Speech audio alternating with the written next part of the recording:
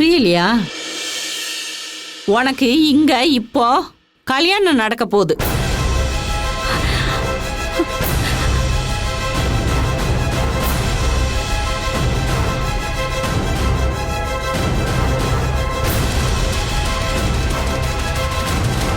இதோ மாப்பிள்ள ரெடி,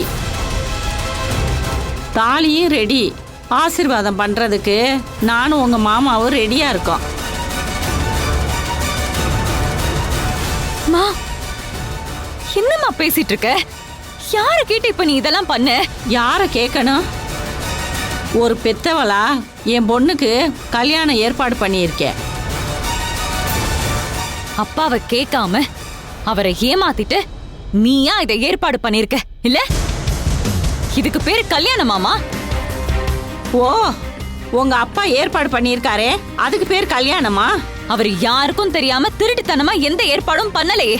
எல்லாத்துக்கும் தெரிஞ்சு ஏற்பாடு பண்ணா அயோக்கியத்தனம் சரின்னு ஆயிருமா? உங்க அப்பா உனக்கு மாப்பிள்ள பார்க்கலடி, உன் வாழ்க்கைய ஒரு பொறுக்கி கையில அடமானம் வச்சிருக்காரு.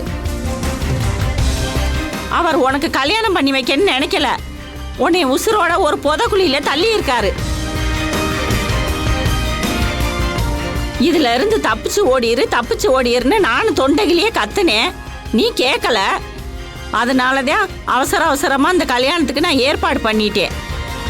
என்னம்மா இது? நீ பண்றது சரின்னு நினைக்கிறியா? சரியில்லதான், தப்புதான்.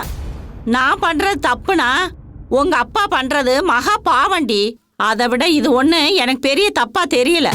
இங்க பாரு, கொஞ்ச நேரத்துக்கு முன்னாடி உங்க மாமா சொன்னாரு, பூங்கொடி அவங்க அப்பாவை கேட்காம இந்த கல்யாணத்துக்கு ஒத்துக்க மாட்டான்னு சொன்னாரு. கடைசியில் அவர் சொன்னதே சரியா போச்சு. ஏன் உசுர பணைய வச்சுதா நான் அந்த இடத்துல இருந்து நின்றுட்டு இருக்கேன். இனி யாரும் உங்க அப்பாவுக்கு இந்த விஷயம் எப்படின்னு தெரிஞ்சிருக்கோம். நம்ம மட்டும் திரும்பி போனோம்னா என்னைய கண்டம் துண்டமா வெட்டி போட்டுருவாரு. உங்க அம்மா உசுர காப்பாத்தன்னு நினைச்சேனா, வா வந்து நில்லு, இந்த கல்யாணத்தை பண்ணிக்க வா. என்னம்மா பயமுறுத்திட்டு இருக்கியா? இல்லடி, பயந்து போய் சொல்றேன். பூங்கொடி, சாமி சன்னதியில வச்சு நான் சொல்றேன், இது கடவுளா பார்த்து உனக்கு கொடுக்கிற கடைசி சந்தர்ப்பம். இதையும் தட்டி விட்டேனா மொத்தமா உன் வாழ்க்கைய அழிஞ்சு போயிருண்டி.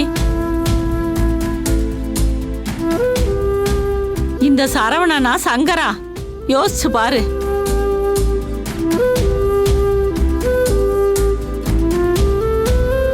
சரவணனுக்கு உங்க மாமா மாதிரி குணம், ஆனா சங்கருக்கு அப்படியே உங்க அப்பா குணம்.